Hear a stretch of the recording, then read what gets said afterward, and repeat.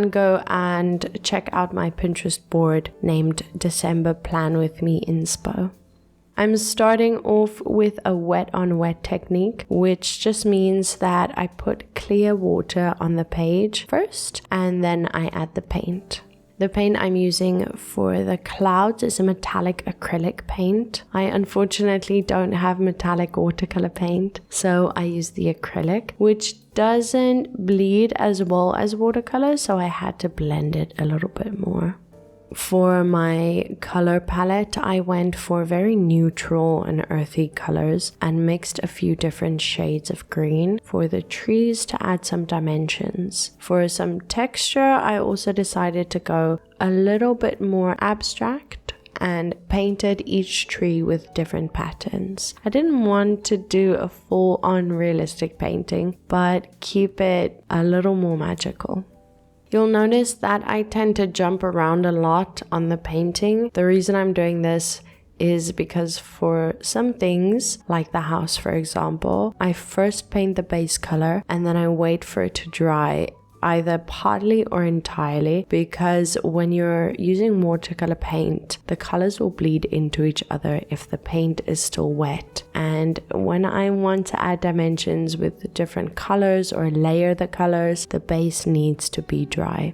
So jumping around and painting something else while the paint dries helps me not have to wait so long in between each layer, which speeds up the process quite a bit. The painting is quite small and basic, but it does have some small details, especially on the house. The brush that I'm using is size 000, and I'm making sure not to load it with too much paint, which helps me control the paint a little more.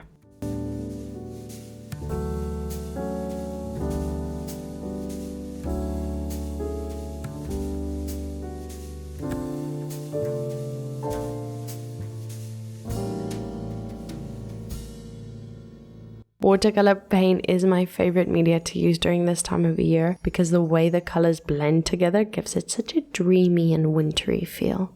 Every year in December, I take part I host my own little monthly watercolor challenge called 𝐬𝐻's Crafty Christmas, where I follow a prompt list and paint Christmas card style paintings using watercolor paint every day up until Christmas Day. I usually only did this for myself. I've never actually made this public, so this will be the first year.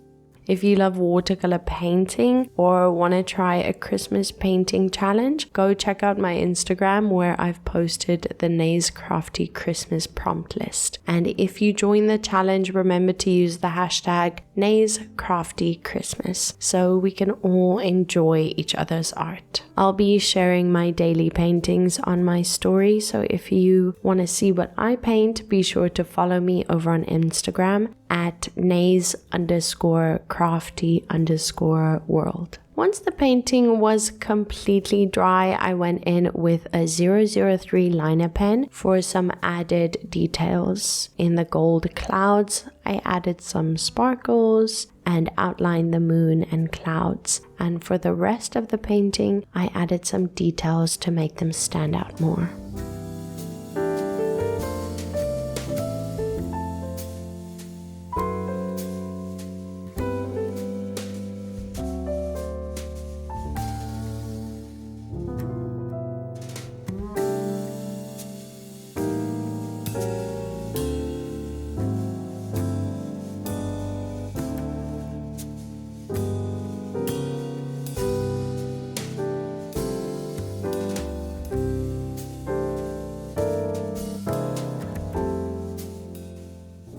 To finish off this page, I'm using some of these nail art stars. They are really inexpensive and are easy to use in random spots to fill some space.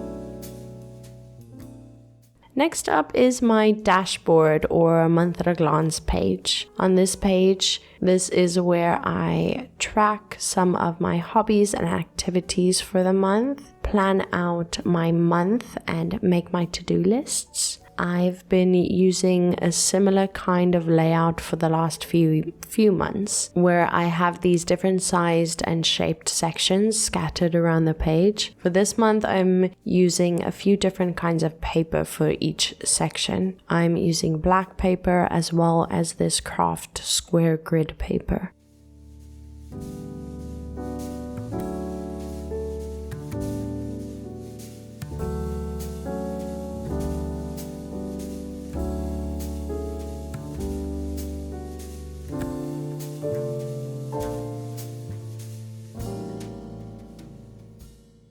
On the black paper, I of course have to use a gel pen, so I'm using the white Sakura Jelly Roll pen for the headings.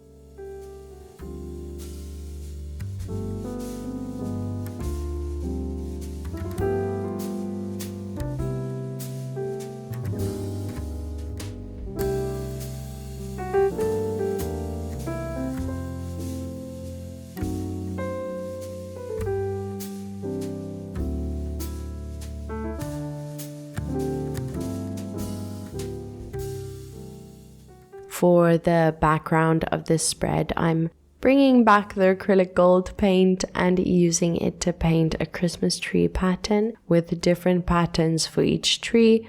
Overall, excluding the drying time afterwards, this page was pretty quick and easy to set up.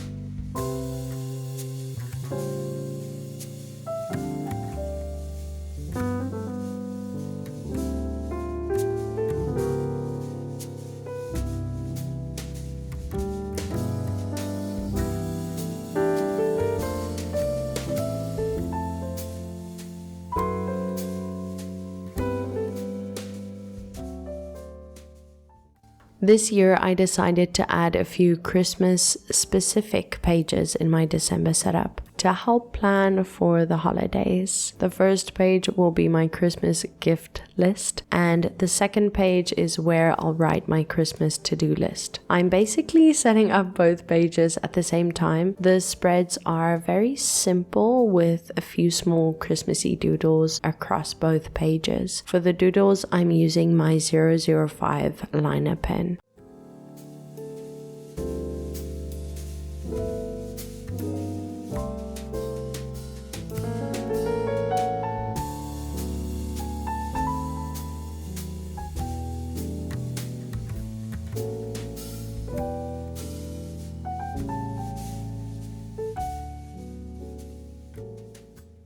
My Christmas gifts planner is split into two sections, the first one being for family and the second one for friends. I've already started using this page to try and plan for people's gifts, especially if it's something you have to order. You need to start planning way ahead of time.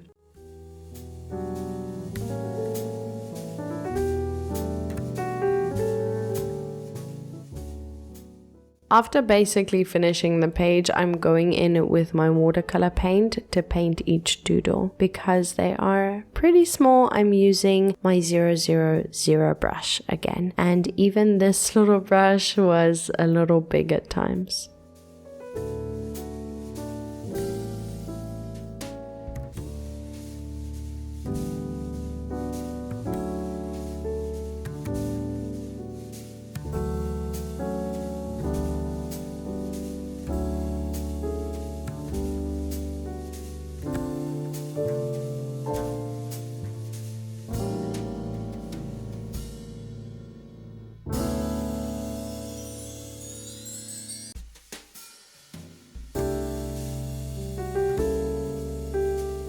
Inspired by the star stickers, I decided on a starry night sky for my mood tracker this month, or next month technically. So I'm using some black paper to cover both pages entirely.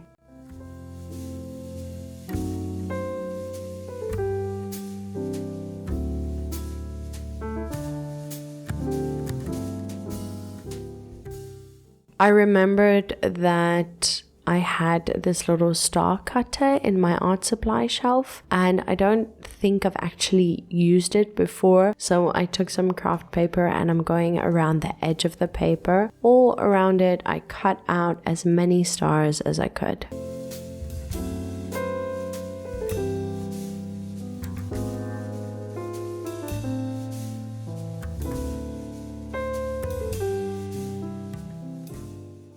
I placed 31 stars across both pages and 3 more at the bottom of the page for my mood tracker's key.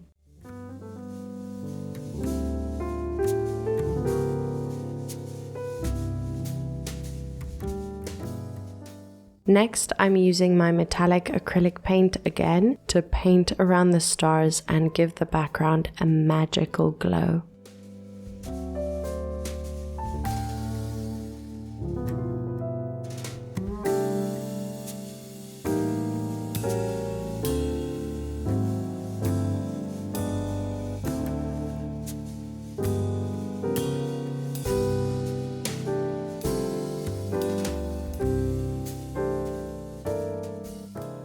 Once the page was fully dry, I added the header using my white Jelly Roll pen.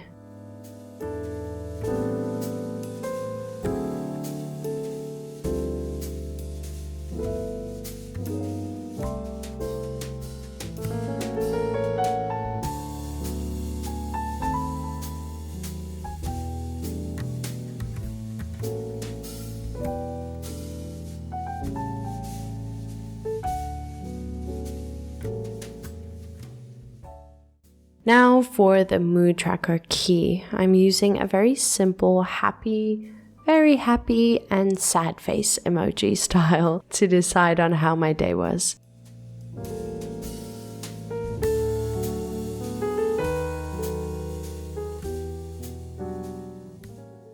Happy days will be gold, super happy days will be white, and Not so good days will be this silvery black color.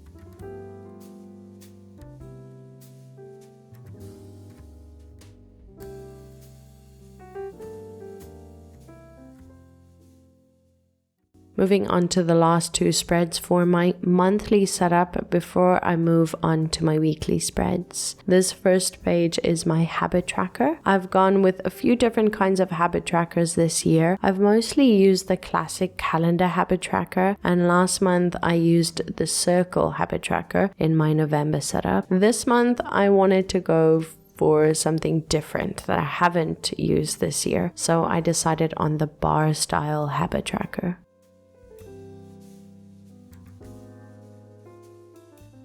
I wanted to use the craft paper square grid sticky notes, but the paper wasn't quite long enough, so to make them long enough, I had to cut the bars and then add a few squares at the back end of the bar.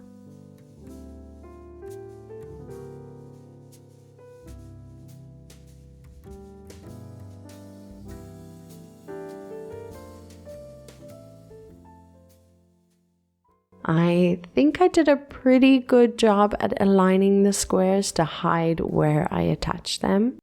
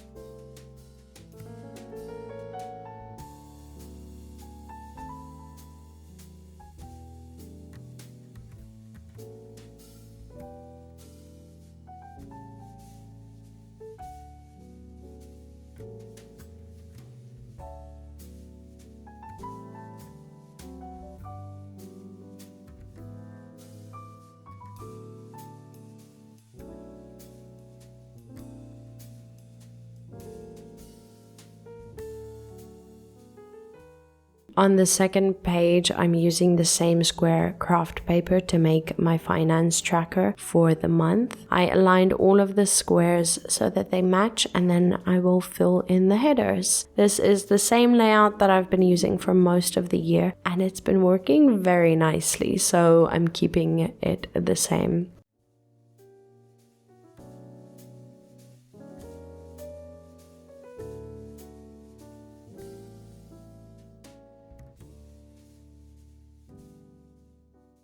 The first section of my finance tracker is my income section, then my expenses section, and lastly my savings section. Simple but oh so useful.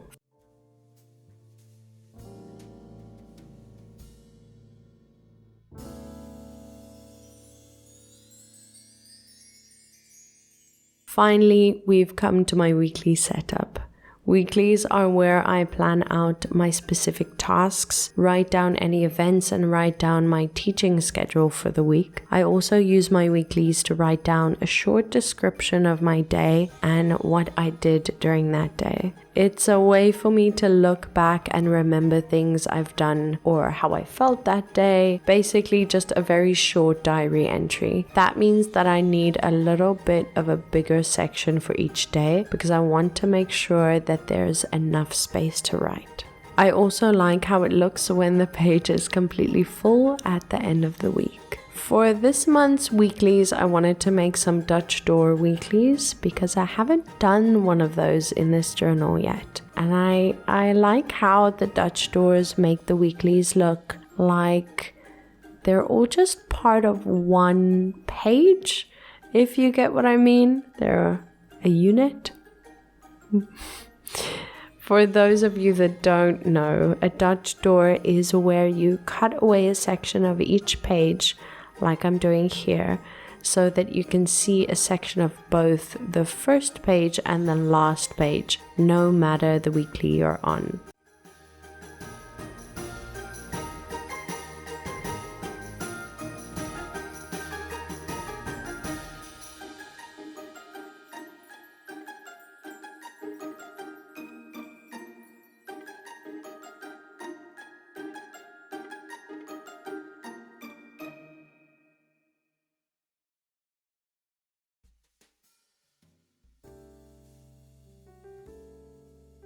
You'll see that this setup goes through quite a few changes as I start to add the watercolor art, mostly because I keep changing my mind.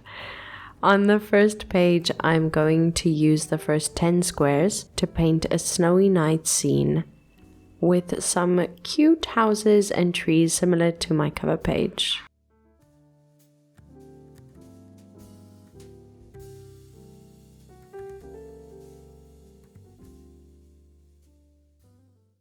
Question: where do you like to set up your Christmas tree? My husband and I usually do it in the living room, but in our new house, our living room is upstairs and our front door is on the first floor where our dining room and kitchen is. Should I set up my tree downstairs where we'll walk past the tree every day and probably see it more often, or in the living room upstairs where it's pretty cozy but we are only in there once or twice a week? Let me know what you think, and where do you set up your Christmas tree?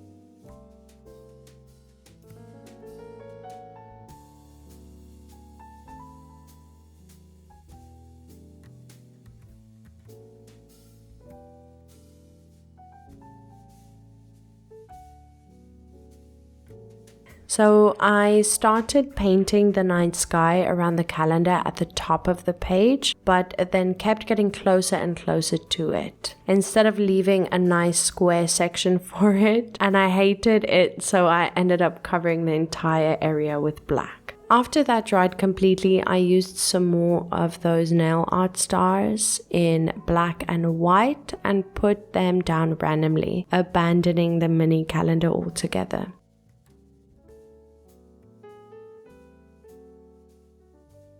Yen, the newest member of the family, was trying to help me with this setup and likes to make an appearance. She's not the most helpful elf in the workshop, but she sure is the cutest.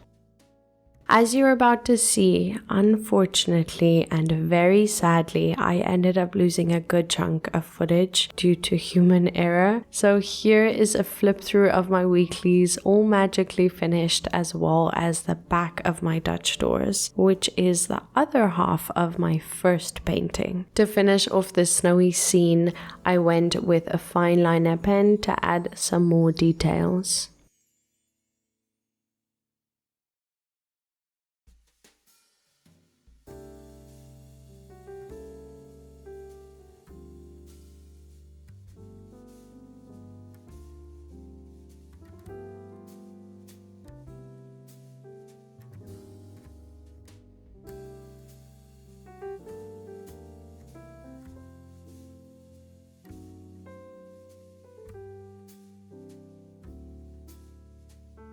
I made sure to keep the houses very simple and stuck to a neutral color palette. The main focus is the night sky. The stark contrast between the light ground and the dark sky subtly indicates that the ground is covered in snow without me having to cover the entire page in white paint.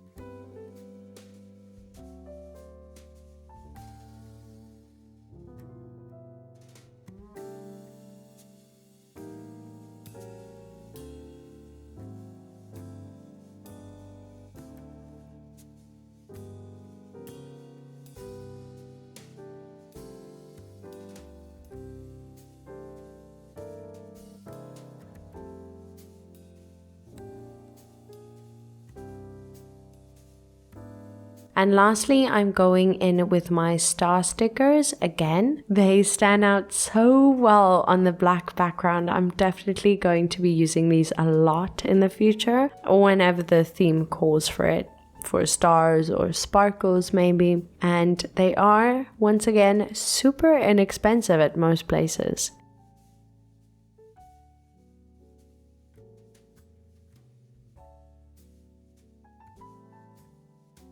Now, before we head into the flip through, because this will be the last spread in this journal and the last one for the year, I'm adding one more spread, which is a very simple, straightforward year in review page. I'm not going to be adding any art or decorations to this page now. Maybe when I fill it in at the end of the year, I might add a little bit more color to it. But basically, this is everything that I watched, read, listened to, and all the games I've played. I'm also going to be going through all of my big events, biggest challenges, and big moments of the year, and this is where I'll be writing them. For example, even though it feels like so long ago, I actually got married this year, way back in January, and my husband and I moved to a new house. He registered his business this year, and we've made some new friends and gotten closer to old friends. It's been a busy year, and I think this page will bring back some great memories. I'm also adding a wishes for 2025 section so I can dream for the future. Thank you so much for watching my December plan with me. If you'd like to see what I get up to in my next bullet journal, remember to subscribe and hit that notification bell so that you get notified when I upload my 2025 bullet journal setup. I'm looking forward to starting my 2025 bullet journal setup, and this year I also have 2 journal commissions, so I'll also be uploading some flip throughs for those journals. Thanks for joining me today, and have a great Christmas and